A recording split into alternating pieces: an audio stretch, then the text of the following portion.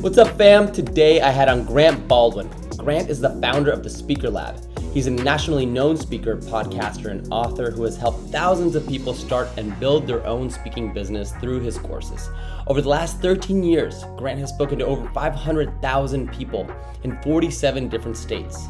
Regularly featured in the national media, including Forbes, Inc., Entrepreneur, and the Huffington Post, his reality check curriculum is taught in over 400 high schools nationwide. A podcaster since 2014, he has published over 300 podcast episodes that have been downloaded over 1.5 million times. Grant is the co-author of the book, The Successful Speaker, which has helped thousands of people to unlock their true potential when it comes to public speaking. You may wonder, what is the direct relationship between public speaking and conscious leadership, or using business as a force for good? Well, if you're passionate about spreading your mission and about expanding your why, then becoming a better and more powerful speaker is a no-brainer for helping you spread your mission faster and wider.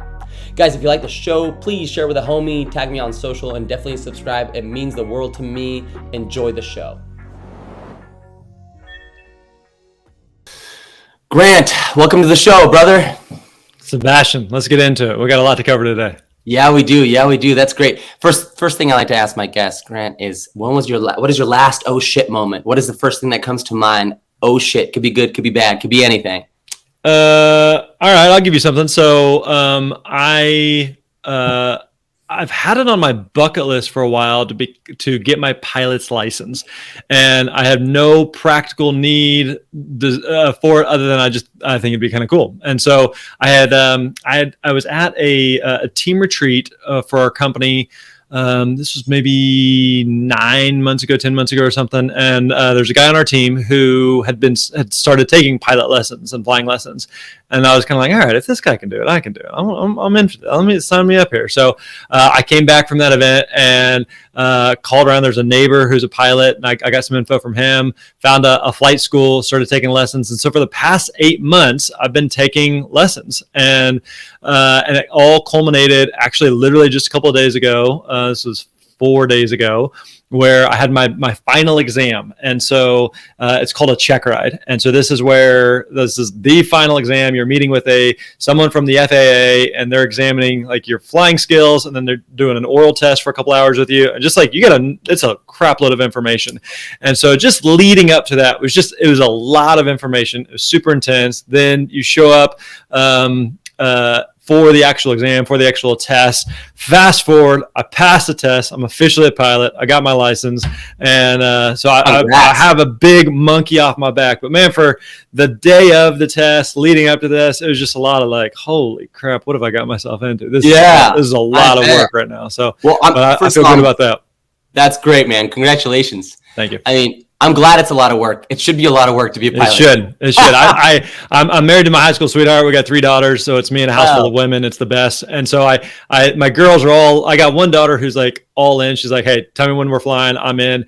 Then my wife and my other 2 girls are like, I don't know about this. And I keep reminding them, I was like, hey, they don't just give out a pilot's license to anyone. Like they got like part of the litmus test they're kind of running through is like, for an examiner, is would I send my family up with this guy? And so there's a lot to it, and there's a lot going on up there. But there's a lot of stuff they drill you on and prep you for and train you for. So I don't know. One of these days, maybe they'll all get in a plane with me.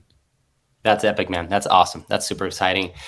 Grant, we're going to start sort of backwards. I just want to ask you, what does the future of public speaking look like with virtual events, with artificial intelligence, with holographs? Like what holograms? What does that all look like in the future? Yeah, virtual speaking is definitely one of those things that has become a really big deal because of the pandemic. So I think, when the pandemic hit, it became like one of the worst possible scenarios for the public speaking industry. So, any public speaker who had any number of bookings, all of a sudden, literally overnight, had no bookings, and everything just dried up, everything stopped. And for a little while there, where everyone's kind of figuring out like what what now, what happens. And when you're in an industry that's dependent on people getting together, and all of a sudden now nobody can get together, what do you do? And so one of the things that's been interesting is prior to the pandemic, virtual speaking was never really a thing. It wasn't something that event planners really took seriously. It wasn't something that speakers really took seriously. And then the pandemic hits, and all of a sudden the virtual speaking becomes the only option. It becomes the only game in town. And fast forward to now, a couple years later, what we've seen is that as live events have come back, they've not come back in replacement of virtual events, but they've come back in addition to virtual events. And so you have a massive amount of live opportunities that exist. You also have a massive amount of virtual opportunities that exist. In this day and age, like, people crave community, they crave being around each other. And so we're all, Zoom fatigue's a real thing. We want to be around people. We love high fives and handshakes and hugs, that sort of thing. But at the same time, like, Zoom and virtual opportunities becomes a real viable option. Oftentimes we see hybrid opportunities where maybe someone may go speak at something in person, and then maybe for the next couple of months they do some follow-up stuff via Zoom or through something virtual to help kind of implement and apply, drive home what it is that they spoke about in person. And so virtual creates a lot of opportunities. I think as it relates to things like AI is kind of interesting as it relates to content creation. I think this is certainly something that for speakers who, if they're trying to put different ideas and put different thoughts out, if they're trying to create new talks or new ideas, I don't know that necessarily we're at a point where something like Chat GPT could just say, hey, write me a motivational pep talk, and like it spits something out. Maybe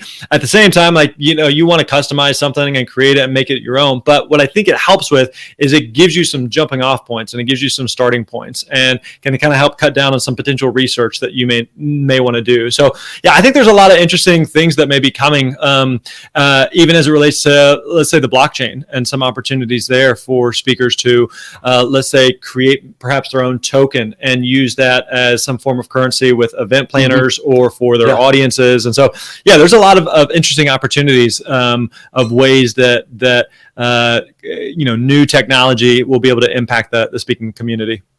Yeah, it's super interesting. I've been messing around a lot with ChatGPT. I would say more than messing around. And I think the key there is the prompt engineering aspect, is how you prompt it, how you tweak it and everything. I mean, it could definitely write incredible stuff if you know how to prompt it properly, Correct. So why public speaking? Why is this a passion for you? How did this become a thing for you, Grant? Yeah, if we go back in time, in high school, I was really involved in my local church, and my youth pastor had a big impact in my life. And I was like, I want to do that. Like, that seems like a really cool gig. And kind of felt like if I could make the kind of impact and difference that and others that he made in my life, that just seemed incredibly fulfilling and rewarding. And so that's kind of the path I was on.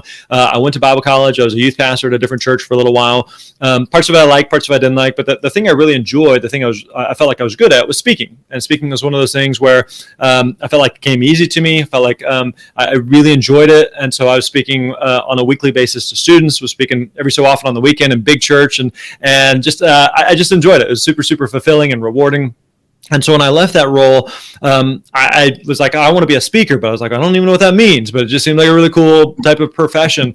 And so at the time, this was 17, 18 years ago or so, there's no podcasts, there's no books, there's no courses, there's no training, there's no coaches about speaking. So I found myself just like emailing other speakers, harassing other speakers, kind of pick your brain, let me stalk you for a minute, just like asking them questions and learning some stuff that was helpful. And so I started booking some gigs, and that led to more gigs, and eventually got to a point where I was doing about 60, 70 paid speaking gigs a year. And then I had a lot of people who were asking me like, hey, I want to be a speaker. How would I do that? And they had a lot of the same questions that I had when I got started. So things like, how do you find gigs, and how much you charge, and who hires speakers, and what do you speak about? And like, how does this mysterious world work? And so started doing some coaching training around that, and that really evolved into what we do today. And so about 7 years ago, we started the Speaker Lab. And the Speaker Lab is basically a coaching training company teaching people the ins and outs of the speaking business and how do you find and book paid speaking gigs. Yeah. Do you feel so when you were speaking, right, in the beginning, all of this was just out of passion, out of love? It was, for free, essentially. What was that transition into that first time you got paid? Was it what do you feel that you had to go through a certain amount of time where you weren't getting paid for it in order to get good enough to get paid? Or is it just like a mental click and a little bit of strategy and boom, you're now getting paid to speak? Yeah, I mean, make no mistake. Like when I started speaking, like I was charging for it. Like this was my livelihood. Right away. This is how, yeah. So this was, and one of the things that helped was Again, having been a youth pastor, it had given me a lot of at-bats. I had a lot of reps. Well, it didn't mean I was the best speaker in the world or something, but I think a mistake that oftentimes speakers make, or assumptions speakers make, is that, well, I'm not as good as such and such of a speaker. I can never be as good as Tony Robbins or fill in the blank or whoever. It's like, well, we look at where someone's at. We think, well, I may not be as good as them, but most events can't afford someone like that. They're not looking for someone like that. What they're looking for is absolutely. So they don't have, 50, 100, $200,000 worth of budget. They may have $1,000 and they still want a good speaker for that. They may have $500. And so there's a lot of opportunities that exist for speakers who are good, just getting started, getting going. And so, I think this idea of you have to do a bunch of free gigs, free gigs aren't necessarily bad. We can talk about that if you want. But we'll talk about it a little later. But I think this idea of you got to earn your stripes, or, whatever it may be, work with what you've got, do it with excellence, and improve as you go. But the idea of you have to have X number of free gigs before you can justify charging, I don't necessarily buy that. But for me, I was charging out of the gate because that was how I was going to provide for my family. That's how I was going to eat and live indoors. That's great. Yeah.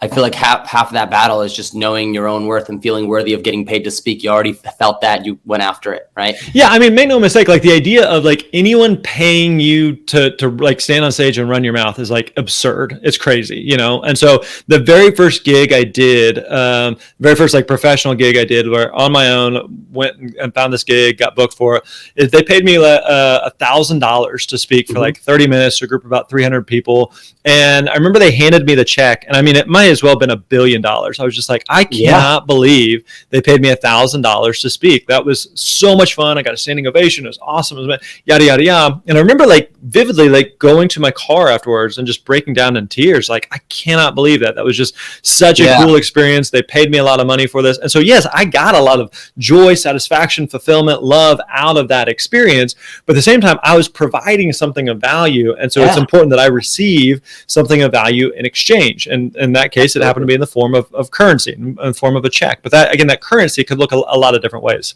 Absolutely. And also, there's so much more that goes into it. It's not just a half an hour that you talked, right? There's a lot of prep that is involved in your past life experience that brought you to that moment too. So I think that there's something there as well. Grant, what are, if you just had to say two things, what are two things that make a speech or a public talk work? Yeah, I think a couple things come to mind. One is to really spend the time practicing and preparing. I think that the best speakers on the planet, they really spend a lot of time behind the scenes. So a misconception here is that the speakers are just they're naturally charismatic and they just scribble some ideas on a napkin and hop up on stage and they just kind of wing it and it all just works out. It just doesn't work like that. They really spend a lot of time thinking through their stories and transitions and intros and outros and all the different parts of how does this all work together. So a good example of this is you take a professional athlete. Okay. So if you think about the Super Bowl, for example, with the Super Bowl, those athletes, they come out on the field, those NFL players, and they are incredibly, incredibly good at what they do. They are naturally athletic human beings, but they've also spent their entire career practicing and preparing and training for this moment. So they may be nervous. They may feel some butterflies, but at the same time, it's not oh my gosh, I'm gonna get out there and forget what I'm supposed to do. No, they've prepared for this moment. Another example is a comedian. Sometimes we think well, comedians, they're just funny. Yeah, they're naturally funny people, but when we watch a Netflix special, for example, we think they just get up there for an hour and just kind of riff and it all works out. It's no, they've spent so many times in small little clubs testing something and okay, that didn't work, or that was funny, let's lean into that a little bit more. So by the time you see them up on a Netflix special or something, it's really been dialed in and polished. And again, that's the same thing that's true for a speaker, is they really spend a lot of time crafting, working on behind the scenes, their ideas, their concepts. So by the time they get up on stage, it's really well thought out and well oiled. So whether you're a brand new speaker just getting started or you've been at it for a long time, one of the best things you can do is really spend a lot of time practicing and preparing behind the scenes. Yeah, that's huge. I was just watching the Chris Rock special on Netflix, and I was telling my friend, I was it's not only just the stringing of one thing to the next all the Mhm. way through, but it's an hour long. That is a full-on hour-long script that you technically have memorized. Like that is Correct. no joke. Yeah. There's No, no it's cutting and stopping and redoing, correct. Yeah, it's very significant where like when you're live, like it's not like, oh, I didn't like that. Let me redo that. Let me say that again, if you're shooting a video or a podcast or whatever it may be, where we can go back, we can edit, we can tweak. Like you're live on stage, and so you got to know where you're going. So for someone to stand on stage and for 30, 45, 60 minutes, 90 minutes, and not use notes, not use a script, and keep people's attention for that long is really, really, really difficult. But comedians and speakers do it all the time. Absolutely, Grant. Purpose and intention are so important. Most people hardly ever ask themselves a true why, or even set an intention before they start to present or have an important conversation. I find that purpose and intention setting prior to just about anything are so crucial and powerful. And I mean anything. You're about to join your friends for dinner on a Tuesday night. You're about to have a conversation with your partner about a disagreement. You're about to give a speech, big talk, or you're joining your friends for a weekend in the mountains. Setting an intention before you go into something changes everything. Share a little bit of your experience in terms of intention and public speaking. Yeah, I think that again, when you're sitting backstage, or you owe it to the audience to really be polished, prepared, and ready. And so, again, the best speakers don't just come up there and shoot from the hip and hope it works out. Like you have no idea. One thing I remind our speakers of all the time is you have no idea who's in the audience, what they've dealt with, what they're going through, the conversation they just had with the spouse, the fight they just had with their kid, the bad news they just got from their boss, the bad news they got from the doctor. Any number of things. And every speaker has some like crazy stories of like someone who shared something with them. And you're like, holy crap, I had no idea. And so it's just really, really important that you bring your absolute best as a speaker, that you be fully engaged and that you be totally locked in. And so regardless of what has happened in life, regardless of what's taking place in your own world, as a professional speaker, you've got to show up and be on. So let me give an example. I remember a few years ago, I was in Denver and was invited to speak. I spoke at something, and then I was supposed to be flying to Chicago and then driving to speak at another organization. And I was in Denver. I don't remember what time of year it was, but it's dumping snow. And we're on the tarmac, and flights delayed.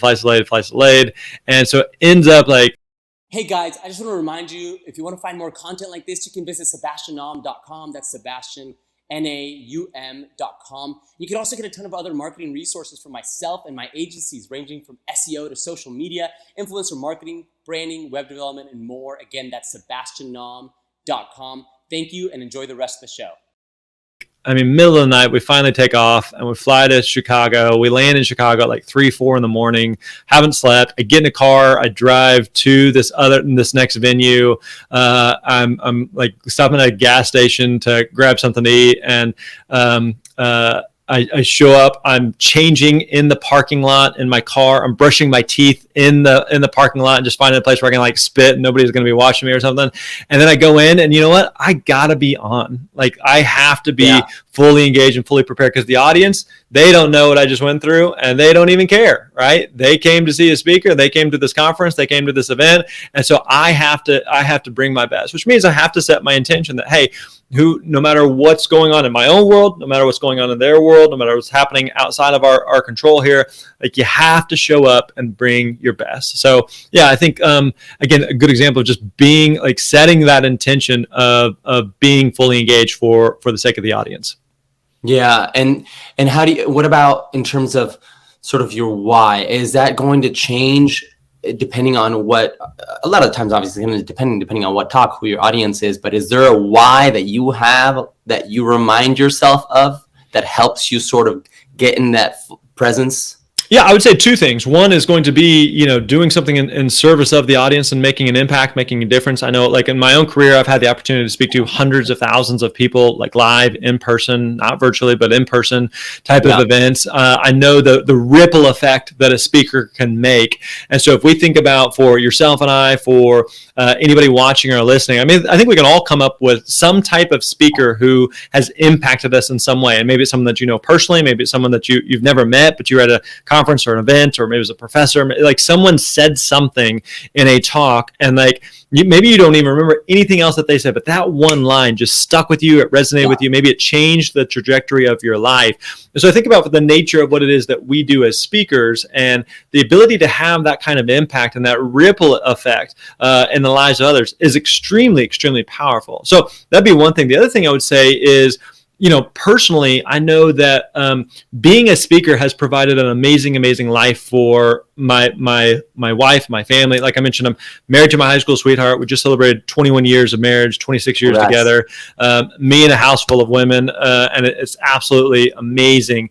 And being a speaker and being in the speaking industry has created an amazing life for us. Like I would not trade lives with anybody. I absolutely love the life that I have. And so when I stand up on stage and speak, or whenever I help another speaker with their own business and book a gig and share their message, I know that it's impacting them, it's impacting their family, it's impacting their audience, and it's also selfishly it's impacting me. And so the benefit of being a speaker, whether you want to do a couple gigs or 100 gigs a year, like it really is significant. Absolutely. Yeah. Grant, you talk about 5 foundational questions that public speakers should ask themselves. Are there certain questions that you teach that people should be asking themselves in regards to becoming a successful speaker? Yeah, what we teach is a 5-step process. It makes the acronym SPEAK, SPEAK. And so maybe what we can do is I can just walk through that process real quick. Just run through it, at a high level, and then we can jump in wherever you want. So we call it the SPEAK framework, the Speaker Success Roadmap. So again, it makes this acronym SPEAK, SPEAK. So S is select a problem to solve. Select a problem to solve. So 2 key questions that speakers need to ask. Number 1 is, who do you speak to? And number 2, what problem do you solve for that audience? Now, again, the mistake here that a lot of speakers make is we try to go as broad and vague as possible. And so who do I speak to? I don't know, man. I speak to humans. I speak to people. My message is for everybody. And when we talk about like, well, what do you speak about? What problem do you solve? It's like, well, what do you want me to speak about? I can speak about anything. We can talk about podcasting or business or marketing or faith or family or sports or hobbies or fitness. Like on and on the list goes. And like that just doesn't work. And so what we always remind speakers of is you want to be the steakhouse and not the buffet. The steakhouse and not the buffet. Meaning, Sebastian, if you and I are going out for a bite to eat, we're looking for a good steak, like we have a choice. We could go to a steakhouse where they do one thing, or we could go to a buffet where they do a whole bunch of different things, and steak is just one of those options, and they're all mediocre, right? But a steakhouse, they do one thing, and they're really, really good at that one thing. So they don't do tacos, they don't do lasagna, they don't do sushi, they don't do cupcakes. We do steak, and that's it. They're not trying to appeal to vegetarians. We do one thing, and we're really good at that. And so again, the mistake here, and it's counterintuitive, but speakers think like, but I got to talk about all these different things and be available and accessible but to all these different types of audiences. And it's like, that's not what people are looking for. So solve one specific problem for one specific audience. The more narrow you are, the more focused you are, the easier it is to actually find and book gigs. So that's the S, selecting a problem to solve. The P is to prepare your talk, to be really, really clear on the solution that you're providing. So, and not only the solution that you're providing, but how you're providing that solution. Are you doing that in person? Are you doing that virtually, like we talked about? Are you doing that through workshops or keynotes or seminars or breakouts or consulting? There's a lot of different ways that you can go about doing that. Next part of the process, E, is to establish yourself as the expert. So 2 key marketing assets that you need. Number 1 is you need a website, and number 2 is you need a demo video. Now, what exactly is a demo video? So I want you to think of this like a movie trailer. So before any one of us, we would go see a movie, we want to watch that trailer. And a trailer is basically, they take a 2-hour movie, they boil it down to 2 or 3 minutes. And within those 2 or 3 minutes, you have an idea of who's in it, what's the plot, what's the theme, what's the genre. And the goal of a movie trailer and the goal of a demo video is to make people want to see more. And so for an event planner, a decision maker who's considering hiring you, one thing you have to remember is they are in the risk mitigation business. Meaning, if I hire you and I put you up on stage and I hand you a microphone and I let you talk to some of my people and I give you money to do all of these things, I got to make sure that you're not going to embarrass me. I got to make sure that you're going to make me look good, right? It's a big risk. So an event planner, they want to see a video. They want to see something that gives them some level of confidence that if I hire you, you're going to do a good job. They don't need to see an entire video. They don't need to see an entire 60-minute talk to determine whether or not you're a good fit. Maybe you're a great speaker. You're just not what they're looking for. So the demo video helps with that. The 4th thing, A, is acquire paid speaking gigs. Acquire paid speaking gigs. Now, This is the part people want to fast forward to. Like, dude, just tell me how to book gigs, right? But you got to have these other foundational pieces in place first. If you're not clear on the S, selecting a problem to solve, who do I speak to? What problem do I solve? Oh man, doesn't matter. I just want to know how to book gigs. Okay, let's talk about how to prepare your talk. I'll just wing it. I don't need that. I just want to know how to book gigs. All right, let's talk about establishing yourself as the expert, your website, your demo video. Nah, I don't need that stuff. I'll just figure it. You got to have these things in place first before we get to the parts about acquiring gigs. Now, this is, again, the part where speakers think, all right, I got my website, I got my video, and now I just sit back and I wait for the phone to ring. And like, that just doesn't work. Like, your mom is like thrilled about your website. She's going to tell both of her friends. Nobody else cares. So at this point, we have to be much more proactive than reactive, meaning some speakers say, my website's up, now just sit back and it all happens from here. It's like, it doesn't. So we got to be a lot more proactive in getting the ball rolling. And what that means is identifying specific conferences, events, event planners, decision makers, organizations and groups that are already hiring speakers. You don't have to convince them to hire a speaker. They're already planning on hiring a speaker. You're just showing them why you are a good fit for their event. So reaching out to them, following up with them, starting conversations. This is a big part of what it is that we teach. And the last part of the process, K, excuse me, is know when to scale. Know when to scale, meaning a lot of people who are interested in speaking are also interested in writing a book, coaching, consulting, doing a course, doing any number of things. And you can do all the things, you just can't do all the things at once. So something's going to come first, something's going to come last. You got to be clear about how speaking fits into the mix. So I know we covered a lot there, but that's kind of high level of the speaker success roadmap. Love that. Thanks for that, Grant. If there is, I think that a common question for somebody that's starting out there, in terms of a demo video or a reel, right, or whatever that is, it's if somebody is just getting started and they don't have all that existing content, it's kind of like the chicken and the egg, right? Yep. So it's how do you? Is it like a fake it till you make it type thing? How do you suggest going about that for someone starting? Yeah, and so you're right that it is like this chicken egg situation. I need bookings in order to get footage. I need footage in order to get bookings. Which comes first? So what we teach is there's a couple different things you could do. Okay. One is that you could find some local event to speak at for free. Okay. My very first demo video was I was a former youth pastor. There's a friend of mine who's a youth pastor. I went to and spoke at his youth group of about 30 teenagers or so. I borrowed a little handy cam from a friend. I set it up on the side of the room. The audio wasn't great. The lighting wasn't great. The acoustics weren't great, but it worked, right? So I think one thing that's important to note is when it comes to like your demo video, your website, is you're going to have multiple iterations of this over time. So sometimes people feel like, man, my footage isn't the best. Like at this point in my career, fast forward, I've had 6, 7, 8 demo videos and 6, 7, 8 versions of websites. And so each time you speak, you get footage and you can get better footage and higher quality footage and better events, and bigger venues and bigger audiences and yada, yada. But like, that's not what you have in the beginning. So work with what you've got and improve as you go. Do it with excellence, but improve as you go. So absolutely. Again, my first video was I just spoke at an event for free. Another option that you can do, and we've seen a lot of people that do this and do this well, is that you could record something all alone. Okay. Now this feels weird, and if you're going to do this in the type of setting where someone would actually hire you to speak. Meaning, nobody's hiring you to speak in your kitchen or your bathroom or your bedroom or anything like that. So you want to go to a ballroom, a banquet hall, an auditorium, a theater, a conference center, some type of setting where someone would actually hire you to speak and record yourself in that type of environment. Okay. I'll give you an example. If there's no people there. Even if there's no people there. I'll give you an example. One of my early demo videos was the entire video was it was really good footage. It was a tight shot of me on stage. It was kind of cut from some different clips. And sometimes I'll show it to speakers and I'll say, all right, let me show you my demo video. How many people were in the room here? Because you never see anybody else in the room. And I always ask how many people were in the room. And people guess, nobody, just the cameraman, 1,000, 100, like you make whatever guess you want. There's 3,000 people in the room. But you have no clue because it's just me on stage, right? And so, you can do that. I get it. It feels weird and feels kind of hokey or whatever, but like that works and it can be super super effective. So I would recommend again you would rather have something like that that's done well. And you can actually do that with your iPhone. Like the cameras and video cameras available on iPhones today are amazing. So you don't have to borrow a handy cam or flip cam or whatever. Like you can use a iPhone, set it up on a tripod, and that can be super effective. And you can also be essentially, you could be talking, but then later on, you can actually not have that audio and just narrate over it, right? And you can kind of narrate. Use it as some B-roll. Yeah, it's all B-roll, right? And you're kind of pitching, so the whole talk is you narrating. Yeah, I mean, I would definitely recommend, though, that you, because I think one thing that speakers can make a mistake on is the demo video is meant to highlight you speaking, right? And so a mistake that speakers make sometimes with a video is it's them kind of introducing themselves. Hey, my name is Grant, and then it's B-roll playing of them, me or whoever speaking. Yeah.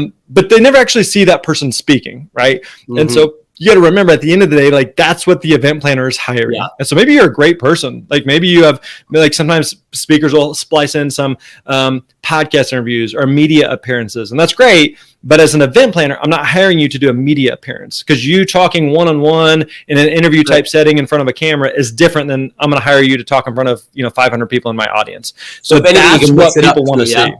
Do what? If anything, you can mix it up. You can have some narration and then kind of bring in the speaking and sort of the audience and this and that. Yeah, I don't think it's bad necessarily to have some of that. But again, I would, it's kind of salt. You want a little of it, but too much of it. And you're like, that's not what I'm hiring you for. I'm not hiring you to do a media appearance. I'm hiring you to speak. And that's what I want to see. Got it.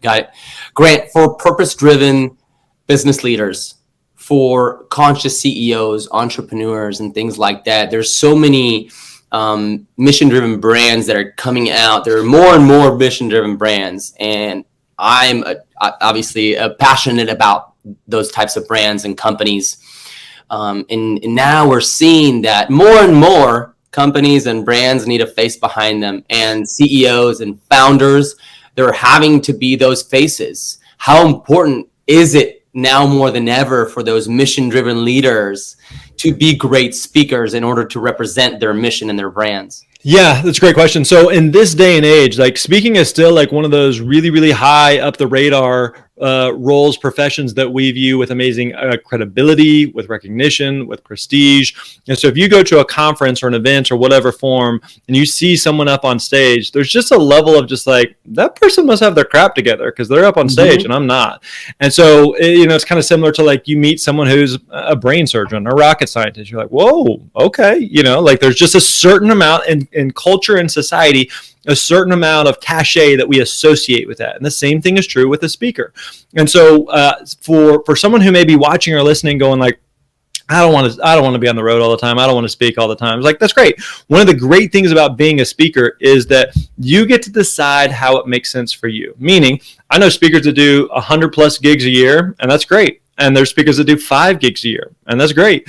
And it ultimately comes down to what makes sense for you and what do you decide you want to do in a way that fits in for your business. Speaking can also work really, really well from like a lead generation standpoint. So we know that at the end of the day, people do business with people they know, like, and trust. And when you are sitting in an audience listening to a speaker, and you build some type of connection and like, okay, I feel like I trust this person. I feel like they know what they're talking about. I feel like I could see myself working with this person. I like this person. And so it builds that relationship and that rapport in a way that like a lot of other mediums don't. If you're reading someone's blog post or you're on their newsletter, like I can read words, but when I'm in person or I'm watching them speak, like I get a better connection of what that person's like. When after they finish speaking, I can shake their hand or talk to them or pick their brain or ask a question, and I build some type of connection with them. And if they are providing a solution to a need that I have, I'm a lot more likely to want to work with them. So there's a lot of speakers that we work with who use speaking for lead generation and for building recognition and kind of credibility in their space. And so, whether you want to be, even if you're watching or listening, like, I don't want to be a full-time speaker, that's fine. You don't need to be a full-time speaker, but speaking should absolutely still be something that should be considered in your arsenal. Yeah, absolutely. Agreed. If you've got nowadays, social media has such an impact, and, somebody's starting out, they feel like they've got an important message. They've got a very important mission to get across, whether it is that they're a founder or a CEO or whatever else it may be that they're trying to inspire or cause change with in the world. And they don't have the massive social media following. They don't have the best-selling book.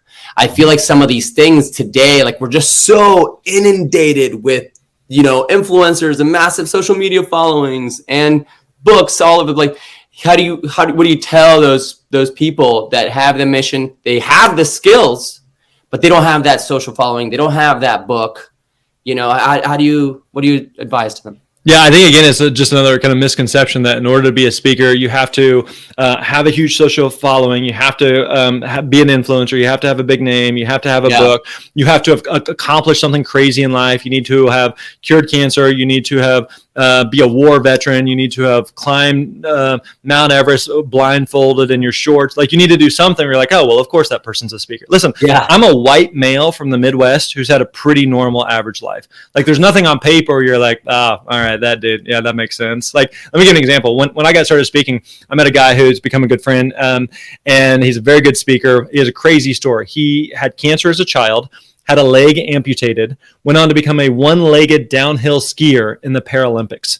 And so I meet him and I'm just like, I can't compete with that. Like, I have twice as many legs as him. I'm not a good skier. I got nothing that's going to like, oh yeah, therefore I should speak. Like, no, none of that. Right. But again, let's go back to that speak framework. What you have to do at the end of the day is you have to solve problems. Like, if you can solve a problem for an audience, for a group of people, they don't care how many followers you have. They don't care whether or not you have a book. If you have a bunch of followers or if you have a book, is that nice? Sure, it's nice. But it's not like a prerequisite that you have to have those things. Either like you can solve a problem or you can't.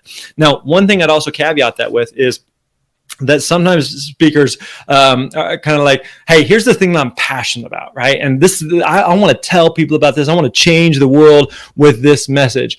And there's an overlap here between what you're interested in, what you're knowledgeable on, what you're passionate about, and what is it that organizations and groups actually hire speakers to talk about.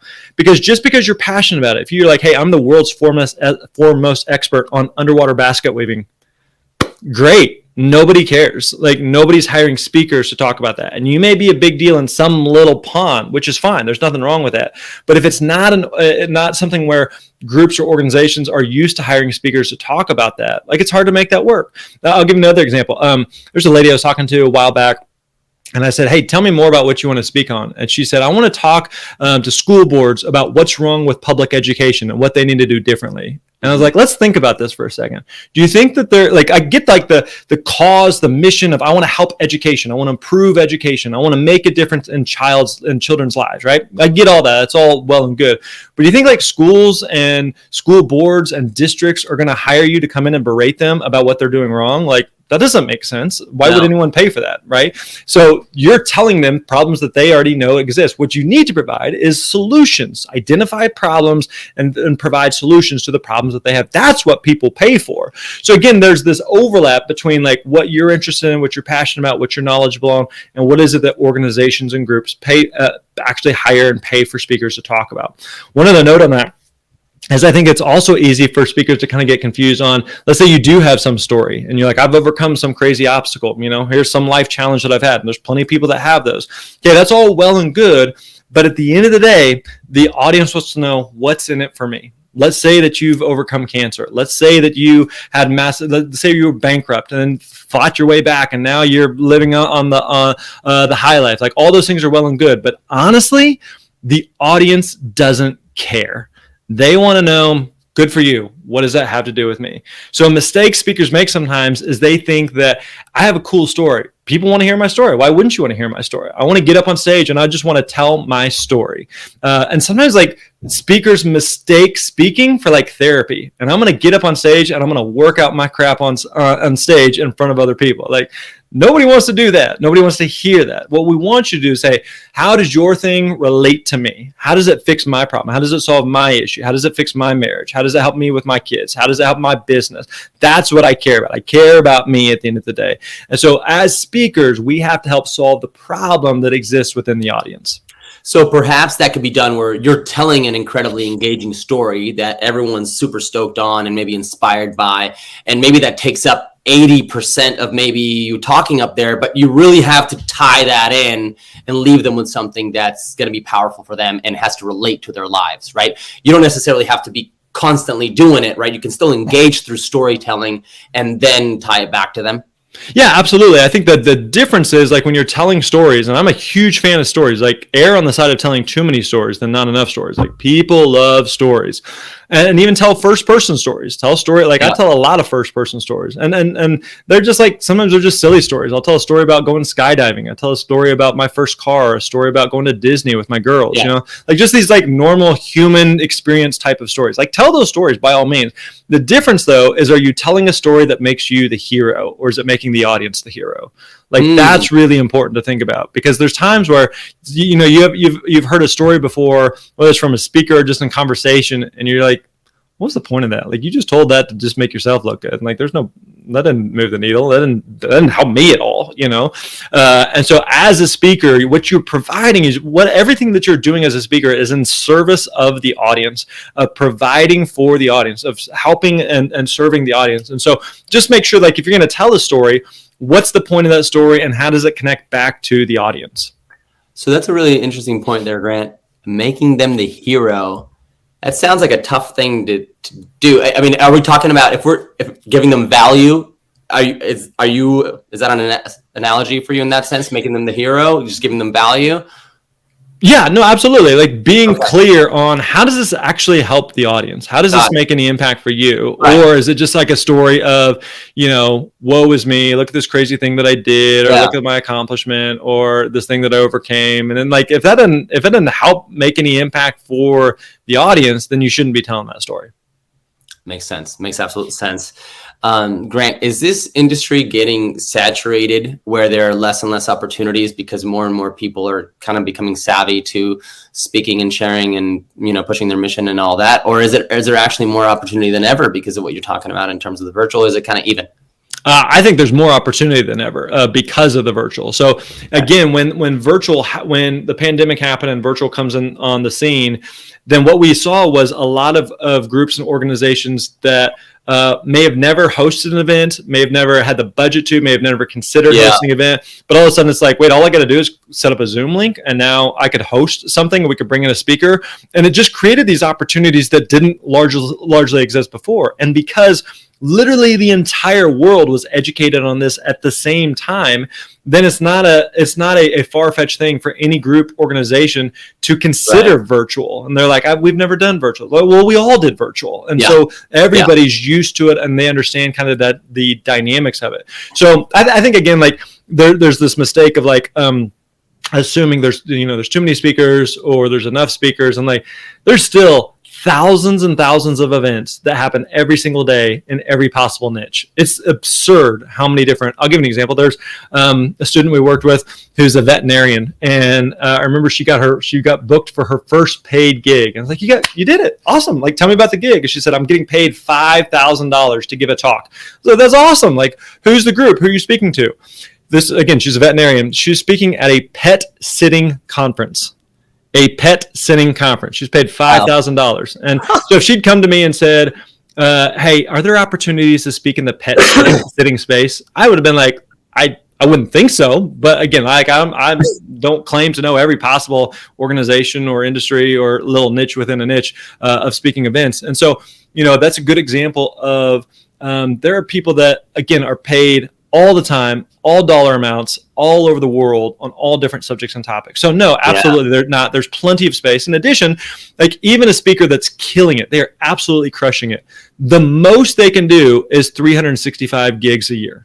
That's the absolute capacity, right? So it's not like I'm selling, you know, chapstick that I happen to have here in my hand, and like I can sell an unlimited amount of chapstick. Correct. Unlimited. No, I have 365 bottles of chapstick, and that's literally all I can sell. You know, like a speaker can only do so much, and they're not going to do 365. So the real capacity is significantly less.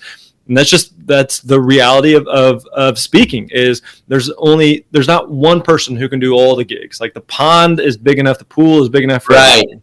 So that finite amount of opportunity actually makes it a more even playing field, essentially. Totally. Because like, you know, even if you do, it's not like a zero-sum game where like if you do 100 gigs, like, oh, great, well, I guess that means there's nothing I can do. No, there's still 100 that I could do or 20 I could do, you know? So there's still plenty to go around.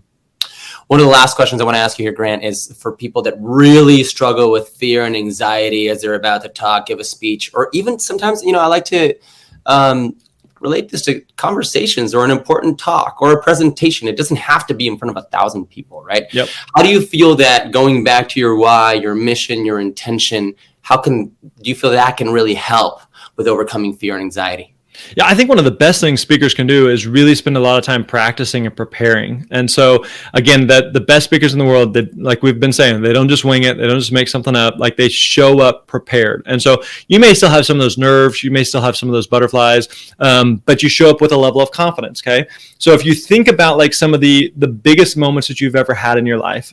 So I think about for me, when I got engaged to my wife, when my daughters were born, like some of those big life moments, I felt those same butterflies. And it wasn't like, oh my gosh, I'm going to propose to her and she's going to say no. Like, it was like, no, like, it's kind of the body's way of just being like, hey, heads up, buddy. Like, this is a big deal.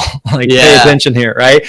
And so sometimes we confuse those butterflies with like nerves or anxiety of just like, oh, you're gonna fail. And like we talked about the Super Bowl earlier, and like those NFL players, they are professional athletes. They've been doing this a long time. They're really good at what they do. I guarantee they felt those same butterflies. Did that mean that they were gonna fail? No, that just meant that it's excitement. It's adrenaline, right? So how do you minimize that? How do you calm that? Is, again, you show up prepared. Okay, I mentioned this final exam. I had this check ride I had for my private pilot license literally just a couple of days ago.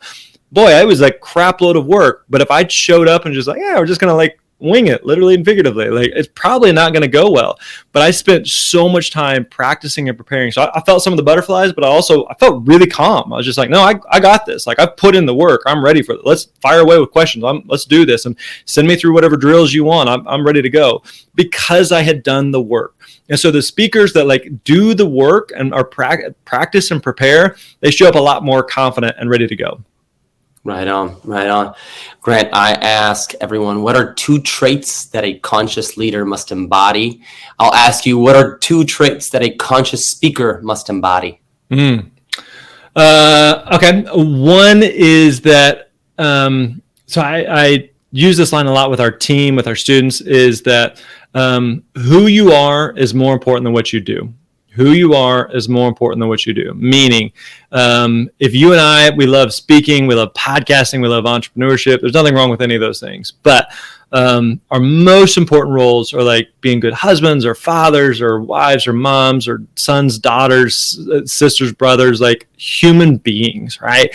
And so if we're great at what we do from a professional sense, but we drop the ball as a person, or if we're a shell of a human being, like we're doing something wrong. I love entrepreneurship. I love speaking. I love podcasting. I love all these things.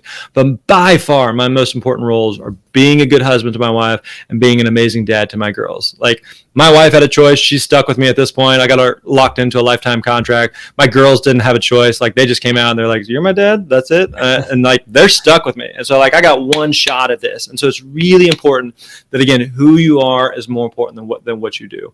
One other thought I would say is that if you want to be successful as a speaker, you've got to be ready to put in the work.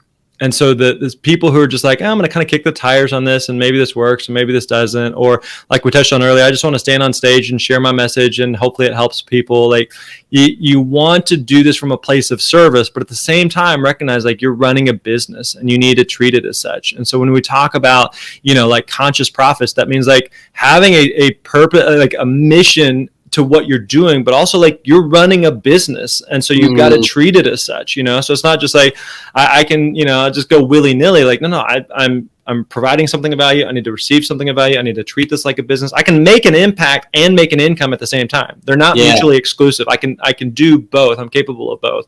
So that's certainly true with being a speaker. Absolutely love that. Well, you guys can get The Successful Speaker, which is Grant's book. I'm going to put in the links below. Check out his online courses and all that good stuff. So there it is. So Grant, thank you for being on. Keep being you, being a purpose-driven leader. Appreciate you, brother. Thanks, man. Hey guys, I really hope you enjoyed that episode. It takes a lot to put these things together, but I truly love doing it.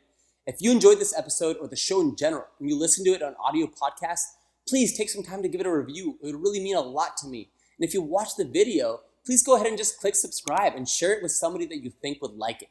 It would really mean the world to me, and it helps keep the show alive. Visit sebastiannom.com for more content, and follow me on Instagram at sebnom. That's SEBNOM. Naum. Thanks again for spending your time with me. I know it is valuable. I hope you have a great rest of the day and week. Till next time.